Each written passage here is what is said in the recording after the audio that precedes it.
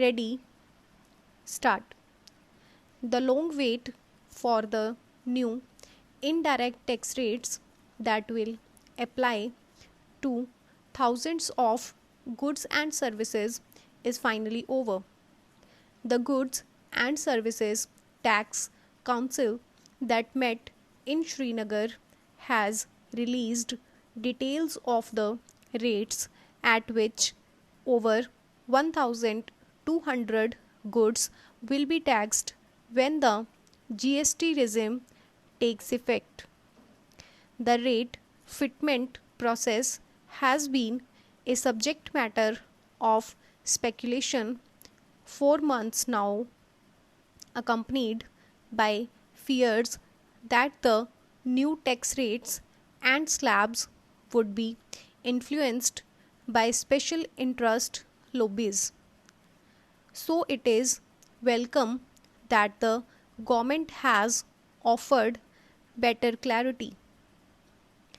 The July 1st rollout of the tax also looks more likely now, with the GST Council showing its intent to get things going.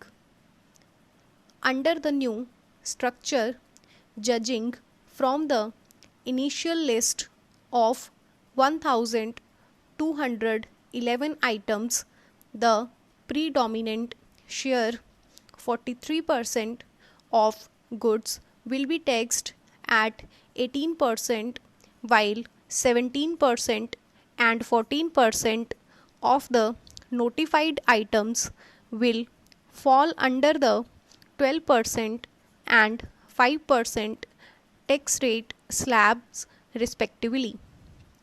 Around 7% of the items, which include essential goods such as milk, fruits, cereals, and poultry, have been exempted from all taxes.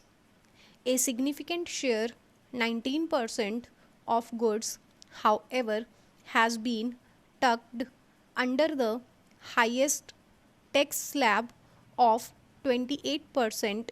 Many of these cater to the daily needs of the growing middle class.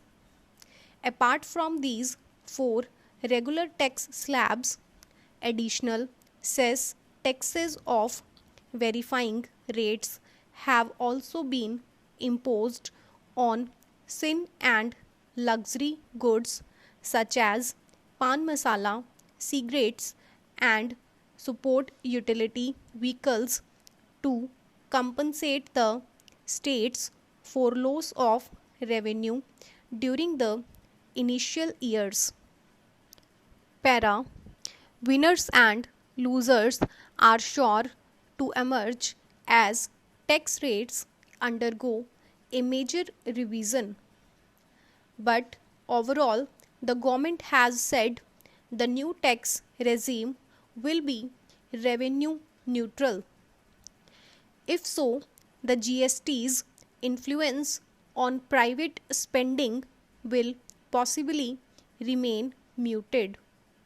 The four slab structure of the GST regime gives it the look of a progressive tax code, in contrast to similar consumption based taxes prevalent in other countries, which are essentially simple flat taxes. While progressive taxes may be justified given the wide disparities in income levels in India, the principle of simplicity is being compromised. The new tax regime disappoints on earlier expectations that the top tax rate would be capped below 20% too. The middle class will now have to bear the brunt of higher prices. The challenge going forward will be to prevent backdoor rigging of rates through additional levies that are completely discretionary.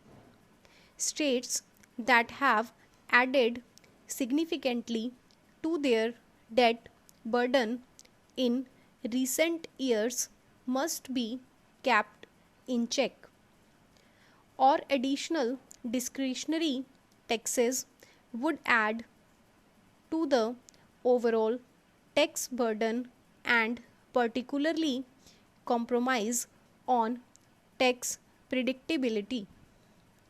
Lastly, the center and states must keep their pressing fiscal demands from influencing tax rates upwards in the future. Otherwise, the decision to do away with tax competition among states in favor of a simple centralized tax system will be done no justice.